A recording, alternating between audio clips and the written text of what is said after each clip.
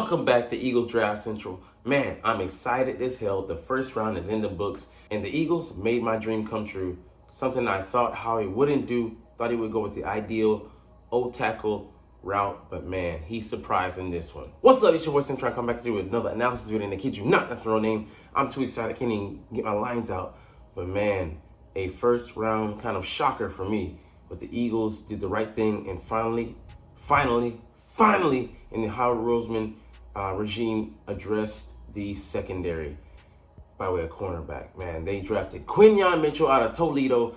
I was totally taken by surprise. I was checking it at work, going through the picks, pick by pick, didn't want to be spoiled, turned the notifications off, and saw that we drafted this young man out of the Midwest.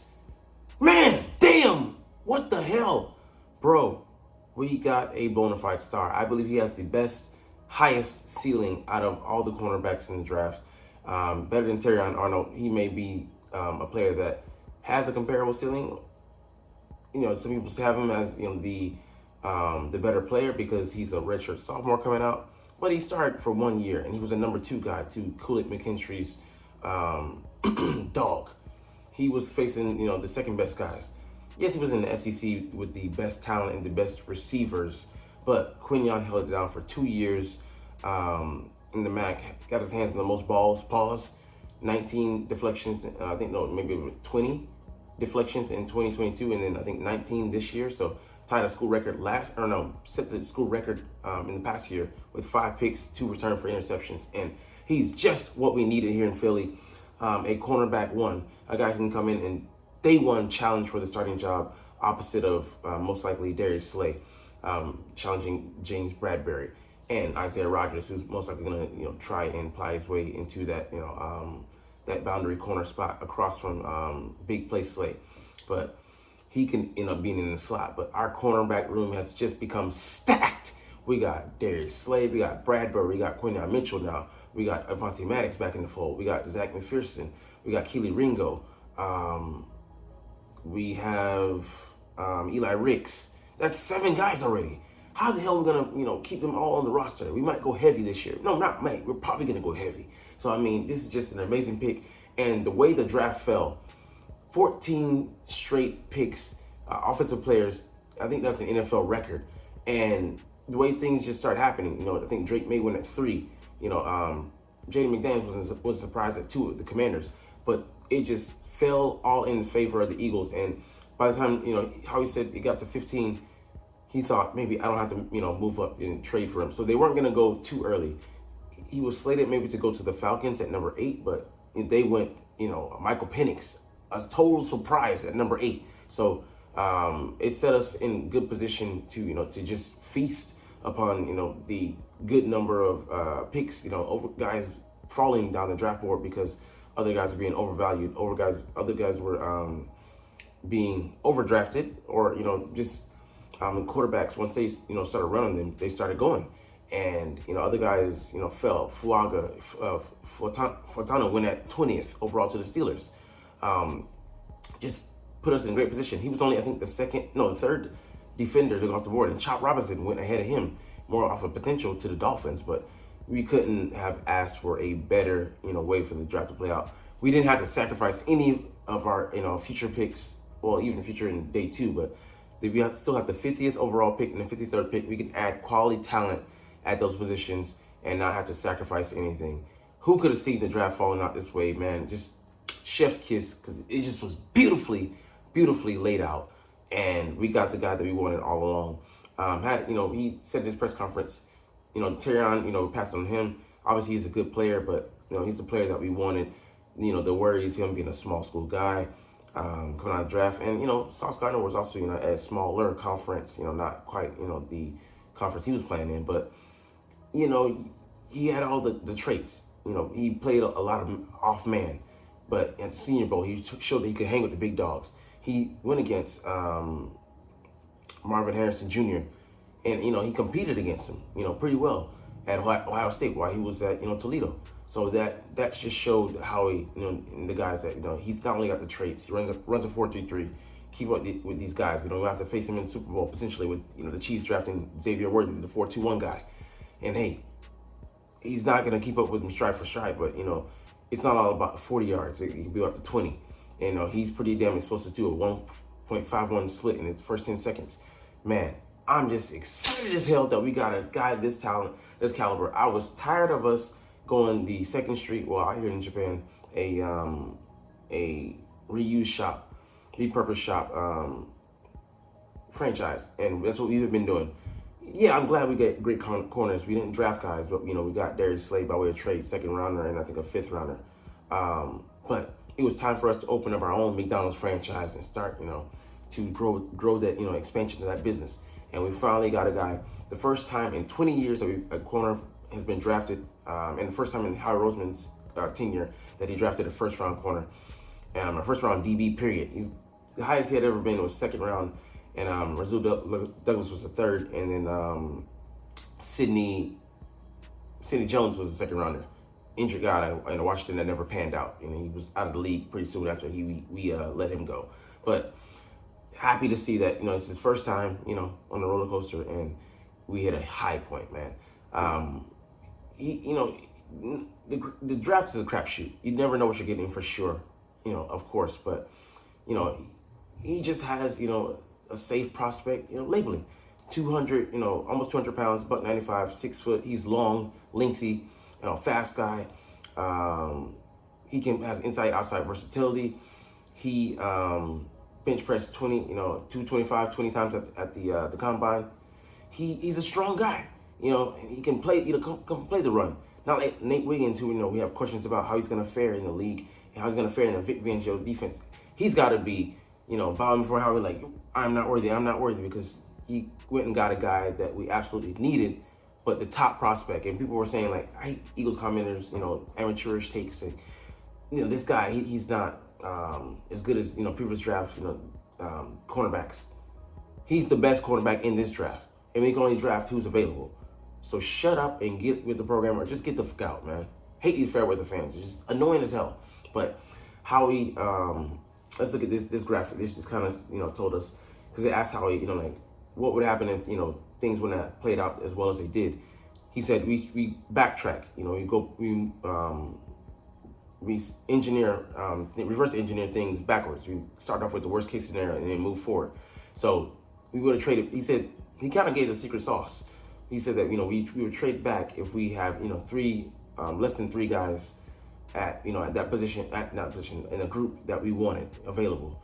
We would trade up if those three guys, if there's more than three guys, not more than three, like a handful, like 7 or so, like we would trade back. If there was three guys, or less, we would trade up and go get our guy, because you're at risk of overvaluing, and that's how we got Marcus Smith, out of Louisville, who was a freaking disaster draft, right behind fireman Danny. But let's look at the guys that were on the board when we made the pick of Quinyon Mitchell. Terry Arnold was there, so that's obviously a guy we want. Maybe Ryan Mitchell, but a guy we signed to a contract extension later, probably takes it off the board. Cooper DeJean, he's probably there. Tyler Guyton, he's probably one of those guys. Kool-Aid McKinstry, he's probably one of those guys. So all these guys were on the board, so he felt comfortable. Even if we didn't get our guy, we'd get a guy that that's on our board in that ranking, in that slotting. So kind of insight into how Roseman and how he operates, and he never would tell us who those guys are, but he kind of gave us, like I said, the formula to, hey, trade back, stand pat, and go ahead and get your guy. And he said, like he said, he doesn't usually do this. I don't usually just do this on the first draft, on the first date. But he put out, motherfucker. But he stayed pat and drafted our guy, and he got 22. That's something Samuel's old number here, but we got a hell of a guy, a hell of a corner, and I'm excited to see him in Midnight Green and what he's going to bring to the franchise. But he's a hard worker, a kid who stayed at Toledo, didn't sell out because he could have, after he did well, could have chased an NIL deal, didn't sign any of those. Stayed at Toledo, this program that stuck with him through his suspect bad grades. He promised that he'd stay there, and he's a man of his word.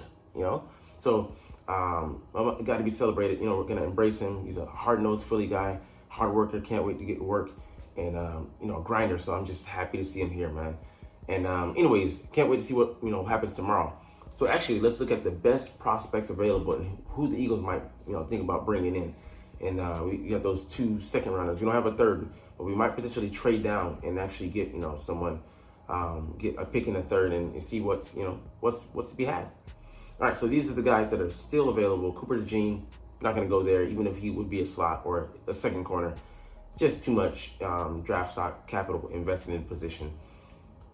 Jerzon, I wouldn't rule it out completely, but I would say 90% no. Adonai Mitchell, this could be a guy. I mean, interesting. It depends on if we really want to highlight that, third receiver slot. We could go later. Kool-Aid McKinstry, no. Unfortunately, I liked him over Terrion Arnold, to be honest. I had that in the short, and, he's a pretty damn good guy. Adrian Cooper, this is a guy we definitely could go with. He could be starting next year for us and then, playing the package for us this year. So a guy who's high on my list, a very quick, twitchy guy, and he's got to work on some of his recognition. But, man, when it clicks for him, he gets there fast and in a hurry. Lad McConkey, a guy I would love, a route running maven. He's, for me, the best route running receiver in the draft. Just a guy, thought to be a slow guy, ran a 4.39, so put the rest. White chocolate out here doing things. Would love to have him as a third receiver. He's not going to get too many looks, but I think he would definitely be able to capitalize and freak over number 3 corners. Think about having to defend this offense. Impossible. Ernest Rackstraw, I'm so glad we didn't go this route. Not a sure bet. And, he did better with a 4.44 40, but, smaller guy, and then only had 1 pick off of a screen pass. So it's like the ball production, not there. Jackson Powers Johnson, wouldn't rule it out, but I don't think we're leaning in that direction. But it would be a solid pick to go. I'd be honest. He'd be setting us forward at right guard for years to come. Zach Frazier, I think he goes in the 3rd round. Definitely he'll be a day 1 starter, but I don't think we're leaning in that direction. But solid player. As is Braden Fisk, I love him. What he brings to the table, 6'5", ran a 4.7, 300-pound prospect. Love him, but like I said, we just have too much talent there at D tackle and too much invested capital. A guy I would love though, Peyton Wilson, ran a 4.43, right behind our current linebacker, Devin White, who ran a 4.42. Would be beautiful to line up next year, and he would be actually a good, a big dime. He'd be an actual linebacker with the big dime who has the athleticism to play in coverage, and then start next year. Would love it, but don't know, if our medicals have, we have that out on him. We're out on him on that, but if he goes earlier than, the 50th pick, but we'll see, man. We'll see. Keon Coleman would be nice, but I'd rather go with a more explosive receiver. Has good, size though, and he has good play speed, and he's pretty athletic. Junior Colson, wouldn't be opposed to it, but I prefer, he's my 3rd linebacker I would prefer behind Adrian Cooper and then behind Peyton Wilson. Malachi Corley, would love him as a yak guy, but I don't think he'd be coming in to immediately contribute. He would be getting manufactured touches from Kellen Moore, but he's kind of on the learning curve. Marshawn Neal, on the other hand, I think he'd be ready, to go out of the box because edge rusher, we have many pieces there, but we can only add like 1 guy. We got too many guys kind of like at corner. Too many, participants in the kitchen. Anyways. But I would love to have him. Max Melton, would have loved him in the 2nd round, but we know we're looking at that. Because Quinion, he's an inside-outside guy. Chris Jenkins, not leaning in that direction. Mike Sanders still, there's no way we're going corner. He's a really good player. Is Andrew Phillips later in the day 3? Sure, but I don't think he makes it that far. Tyler Nubin, if we didn't have a safety, if we didn't bring in CJ Garner, maybe, but nah. Chris Braswell, maybe. If we're looking edge, he's a solid guy. And he'd be very good in the rotation. Blake Fisher, a guy to keep our eye on, man. Do we still go tackle, for the future with Lane? He misses a couple games, but Tyler Steen, I really think, if we draft a guard, then I think Tyler Steen is going to be our swing. If we don't, Tyler's going to be competing for that right guard. So I'm really watching that position to see how things go. Christian Jones too early, Marshawn Lloyd. We're going to go a different direction and use our draft capital. I think it goes in the 3rd round, which we don't have one currently. Jonathan Brooks, 2nd, going to be most likely the 1st running back taken in competition for that, but don't really need him at this point. Can get better bang for our buck later. Roman Wilson, potentially, but I don't know. Like I said, the 3rd receiver, how much priority we're putting on that. But he's very explosive, very good. Jalen Polk, Could be, but he's not my preference because he's not as sudden, as explosive as the other guys. Javon Bullard, no way. Just not a priority with safeties. Like, we're looking for a fourth guy, and he doesn't have to be. It's not a priority. Cole Bishop would love him, but I think he goes before, and then, like I said, it's not a priority. But Jalix Hunt could be a guy, but I think he goes in the third before we get to him. But, you know, has some good measurables, man. 4'6", and he's like 6'4", huge frame. I'm gonna stop there, man. There's so many other guys we can go over, but you know, there's some talent to be had. A guy who I like, a tackle out of Yale, smart guy, good IQ, hasn't reached his potential yet. A road grader and potentially a guard that could start and tackle later after Lane hangs it up. Kieran Amekeji. But anyways, man, this draft, man, it's got me excited. I'm excited for day 2 tomorrow. Not gonna do it live, but I might do some instant reactions. Let's see. Our last order of business here. The Eagles, after all that bullshit talk, after all that fucking fuckery we had to listen to, Philadelphia pundits, media guys, you know, amateur YouTube people, running their fucking mouth. A.J. Brown signs a huge, massive 3-year extension, $96 million. Tops Amon-Ra St. Brown. Sorry, bro, we took the crown from you. He is now the highest paid receiver, $32 million per year. Glad we got it done. We'll have him, I think, through his age 30 season. He's here until 2029. So we got those 2 receivers to 2028 with Smitty and A.J. Brown for the next 5 years together. Man, that is, just the best duo. Will continue duoing into the future with Jalen Hurts as their quarterback. Hey, man, like Jalen, tough, bro. It's great to see this. $84 million. They got it done early. The Eagles are a big model, showing the league how it's done as a franchise. How you lock up your best talent, centerpieces. A lot of our offensive guys locked up for the foreseeable future. For the next 3 years, at least, our core pieces are in place. So, shout out to Howie going to, being proactive, like he said in this interview, to, get this done. It was made it a priority. We have, had $31 million before this deal in cap space, and moves still aren't done. He still can make a big move or 2, or maybe 3. And it's just great with, I won't say serving for a franchise like this, but being a fan of a franchise like this, just the model consistency. He's caught, the ninth most receiving yards through his first 5 years. Thought it was second, but he got corrected by Ruben. He got told to shut up because Ruben, let the man shine on the stage, man. Shut up. But it's great to have him here, man. He ain't going nowhere. He kept on his promise saying, I want to be here. He put pen to paper and said, hey, I really do mean it. So all you people that were, running your mouth, Dan Cilio got egg on your face. I think Joey, Joey, the Eagles podcaster, looking stupid, talking about he's AJ T.O. Brown. Bro, shut up, man. Dude wants to be here. You let people get in your head, or just doing it for clicks and likes, but who cares? Anyways, we're gonna get up out of here on that note, man. But hey, man, I love talking about these freaking Philadelphia Eagles, and I love making these videos. So we're gonna get up out of here, chunk the deuces officially. But as always, it's fly Eagles fly, and let's motherfucking go. Like, comment, share, and subscribe. Thanks for watching.